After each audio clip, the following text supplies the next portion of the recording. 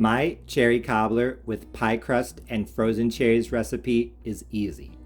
This old-fashioned cobbler has a crispy top and bottom crust and a juicy fruit filling, making it delicious because of the combination of not just flavors but also textures.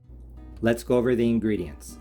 For the filling, you will need 3 cups or 24 ounces or 680 grams of frozen cherries.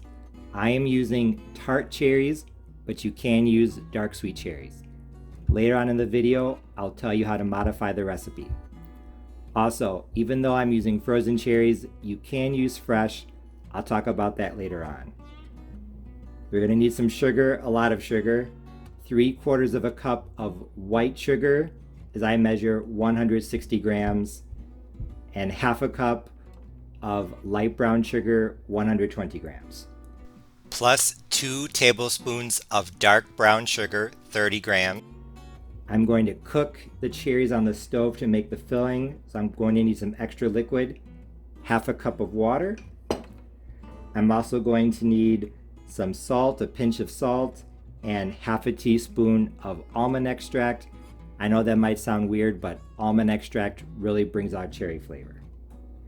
Later on in the recipe, I'm going to add a cornstarch slurry, so I'm going to need 3 tablespoons of cornstarch, 30 grams. an extra 1/4 cup of water, and then right before the cobbler goes into the oven, I'm going to sprinkle some sugar on top of the top pie crust, 1 tablespoon of white sugar, and 1 tablespoon of light brown sugar. So to get started, I'm going to put the frozen cherries into this pot. As you can see, they are still frozen, they're not thawed. I'm going to cook them so they don't need to be thawed. You could take them directly from the freezer. If you're making a pie with frozen cherries or frozen fruit, most recipes call for thawing the fruit, but since we're making a cobbler and we're cooking the filling, no need to thaw. Now I'm going to add the sugar. I'm going to add most of the sugar. Like I said, I'm going to add a lot of sugar. I'm not quite exactly sure how much I'm going to need, so I'm going to be on the conservative side because you can always add more later, but you can't take away. I'm going to add the salt. I am not going to add the almond extract now because I don't want it to burn off. I'm going to add half a cup of water. The slurry I will put off to the side along with the extra sugar for the top. Now I'm going to turn on the heat to high and bring this to a boil while stirring. It's been about 8 minutes since I turned on the heat, and as you can see, the cherries are starting to bubble. So I'm going to turn down the heat to medium. And now I'm going to leave the cherries on the stovetop on medium heat for 10 minutes, stirring occasionally. I'm just going to try to soften them a little bit and thicken that syrup. As I continued cooking the cherries, I tasted the juice, and honestly, it was still a bit too tart for me. That's why at this point, even though I didn't lay it out with the other ingredients, I added 2 tablespoons or 30 grams of dark brown sugar. Back in 2020, I made a cherry pie with sweet cherries, and I used dark brown sugar, and I thought that it added a depth of flavor to the cherries that was awesome, so I decided to add it to this cobbler as well. Like I said, this cobbler is made with frozen tart cherries, and they are not only very tart, but also I feel like they're kind of lacking flavor when compared to sweet cherries. Dark brown sugar has a lot of flavor from the molasses, so I think that adding it to this cherry cobbler is going to help not only sweeten it up, but also give it more depth of flavor. After cooking the cherries on medium heat for 10 minutes, it's time to add the cornstarch slurry.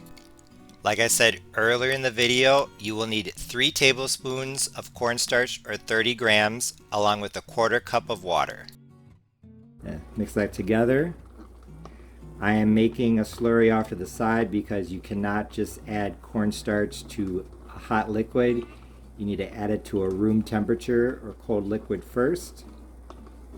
So that's what I did. Now I'm going to add it to my cherries. Stir. and you will see them thicken up pretty quickly.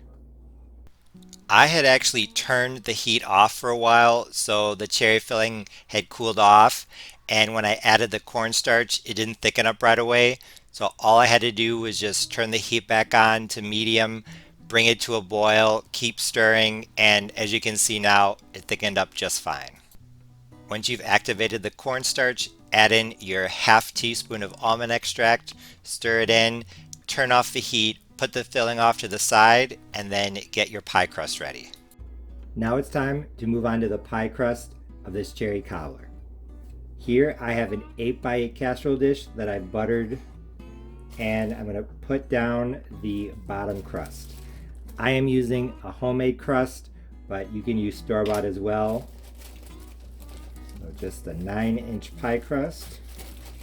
If it's rolled out between two pieces of wax paper, I think the best way to do this is to take off the top piece, turn it upside down, and literally just flip it into the cobbler like this. That's probably the best way. Peel off the wax paper. And here I see that it ripped. That's okay. Wherever it's ripped, just do your best to repair it. Push it down so that it's in snugly. There aren't any air pockets. This. And as you can see, there is some overhang. So wherever there's extra pie crust that's hanging over the edge of the cavity, I'm just going to pull it up like that and put it where I need some.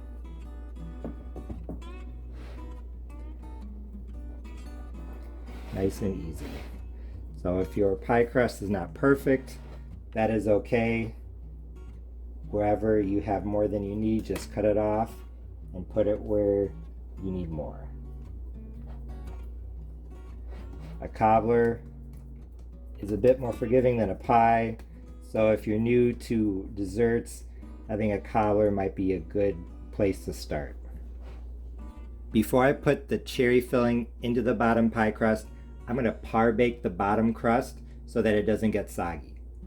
My oven is preheating to 350 degrees Fahrenheit, and I'm just going to take a fork and give it some pricks. No certain number, maybe 10 or so. That's just to help prevent air bubbles from forming under the crust. I'm going to put this into the oven at 350 Fahrenheit, uncovered for 5 minutes. That's just to give the bottom, like I said, to give it a head start so that it doesn't get soggy. The bottom crust is out of the oven, it's par baked, so now it's time to focus on the top crust of this old-fashioned cherry cobbler. What I did is I took my circular pie crust and I cut around the edges to make it more of a circle, and this extra dough, you could just leave it off to the side, but I like to do something that a lot of Southern cooks do. They add dumplings. They take pieces of extra crust and they just tear them into small pieces and throw them into the fruit filling. It might sound kind of odd. You might be worried that they turn out leathery, but they don't. They're actually soft and pillowy. I like them. Not everyone does. I would not add a ton of dumplings. Max maybe a third of a cup, but a couple dumplings, they are going to help thicken the filling, and they'll also give you some extra texture. So I highly recommend. Now I'm just going to pour the filling into the bottom crust. I am going to make sure it's smoothed out the way that I want it. I suggest trying it one more time before you dump it in, because that's your last chance to add any sugar or anything else. Now it's finally time to put the top pie crust on this old-fashioned cherry cobbler. Instead of doing a solid top, I'm actually going to do a lattice top. I'm going to cut this into strips and lay them over the top. But if you want a solid top crust, my recommendation would be to, number one, add 4 tablespoons of cornstarch to the filling. And to put the top crust on, after you've cut it like this, remember with the bottom crust, I flipped the crust like that.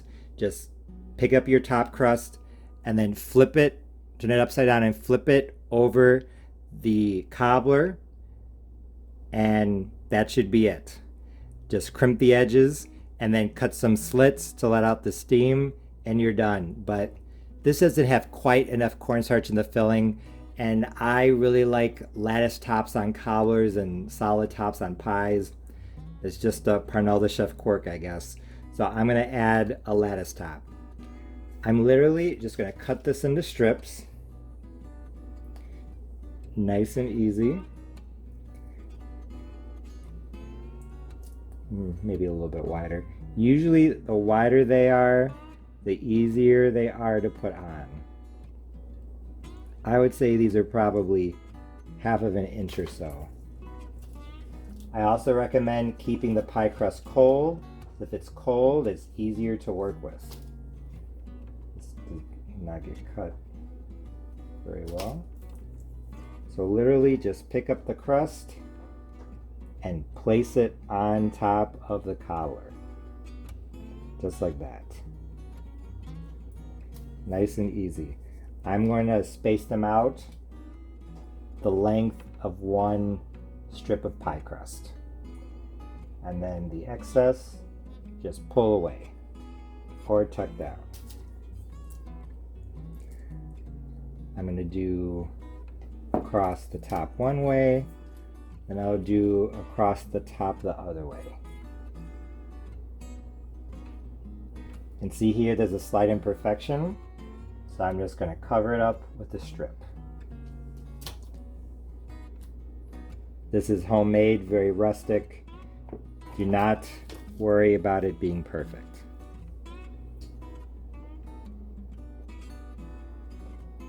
Like I said, I'm just laying this top layer or the second layer of strips on top. I'm not going to even attempt to weave them because this crust is too thin and the filling is too juicy. Nice and easy. I'm just going to push the strips onto the side like that. And now the top is done. My old-fashioned cherry cobbler with pie crust and frozen cherries is almost ready for the oven. All I need to do is add on the extra bit of sugar. Like I said at the beginning of the video, 1 tablespoon of white sugar, 1 tablespoon of light brown sugar. Put them together. I'm just sprinkling extra sugar on top. Nice and easy. I'm trying to focus on the pie crust, but it's inevitable that some will get into the filling. That's totally fine. You can see I'm baking this on a pizza pan. I recommend baking any sort of fruit pie or cobbler on a cookie sheet or a pizza pan just in case it boils over. I'm going to bake this at 350 Fahrenheit uncovered. My cherry cobbler just came out of the oven. It was in at 350 uncovered for 50 minutes. 50. Even though 50 minutes in the oven was okay, looking back, 45 might have been okay as well. Some of it was getting a bit too brown, so just check on it. But honestly, I didn't even notice because when I took the first bite of my old-fashioned cherry cobbler with pie crust and frozen cherries, I knew it was a big success. This cobbler turned out to be a lot more flavorful than I was anticipating. Honestly, this cobbler recipe was a bit challenging for me because of the tart cherries. Most chefs will tell you that tart cherries like Montmorency are used for cooking, while dark sweet cherries like Bing are used for fresh eating. However, tart cherries are just that. They're very tart, and in my opinion, they don't have the same flavor that dark cherries do. I actually don't think they have as much cherry flavor, but that's just my opinion. But I do like their bright red color, so I wanted to give them a try in this old-fashioned cobbler. I think the amount of sugar was perfect. 1 1/4 cups plus 2 extra tablespoons was just right. And the breakdown of 3/4 cup white sugar, half a cup of brown sugar, and 2 tablespoons of dark brown sugar was just right as well. Because the brown sugar, especially the bit of dark brown sugar, added a depth of flavor that this cobbler would not have had otherwise. The almond extract definitely helped to accentuate the cherry flavor, and it's interesting because most cherry pie recipes you see online, they call for just a small amount of almond extract. I think maybe a little more would be interesting to try. So instead of half of a teaspoon, maybe 1 teaspoon. So if you try this cherry cobbler with pie crust and frozen cherries recipe and you use 1 teaspoon of almond extract, let me know. Even though the homemade cherry filling definitely had a lot of flavor, I was somewhat unhappy with the color. Like I said, I used tart cherries because of their bright red color, but because of the brown sugar, this filling turned out more of a purple than a red. So honestly, it looks kind of like I used dark sweet cherries and not tart cherries. But honestly, I think it's probably necessary to sacrifice that bright red color a little bit if you want to make the filling more complex by adding some brown sugar. Another thing that I did like though was the texture. The filling was thick and juicy and the pie crust was nice and crispy. And that extra dusting of sugar on top was a perfect finishing touch. Like I said, I normally like lattice tops on top of my cobbler, but if you want a cherry cobbler with pie crust on top and bottom, then what I recommend that you do, like I said earlier in the video, is use 4 tablespoons of cornstarch. You don't need to add any more water. Honestly, if you use 3 tablespoons of cornstarch like I did in this video, you only really need 3 tablespoons of water. But I didn't want to confuse people too much. And honestly, I edited out of this video, but I had to start and stop this recipe, taste it, and adjust the ingredients along the way. I didn't show you because I didn't want to confuse you, but this recipe was a bit challenging. And it was a good example of how sometimes you plan something, but it just doesn't look right, so you have to trust your gut and change things along the way. Although this cherry cobbler with pie crust was awesome on its own, as you can see, it was also really good with a big generous scoop of vanilla ice cream. If you do decide to use sweet cherries, I wanted to point out that I think you could pretty much follow the same recipe except for the sugar.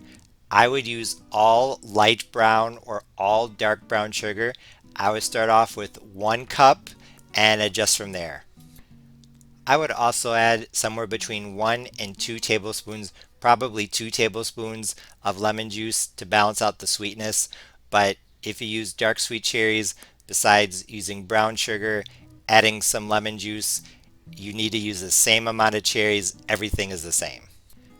I know I already have a cherry dump cake cobbler on my channel, but if you want an old-fashioned cherry cobbler with a top crust and a bottom crust, this recipe is for you.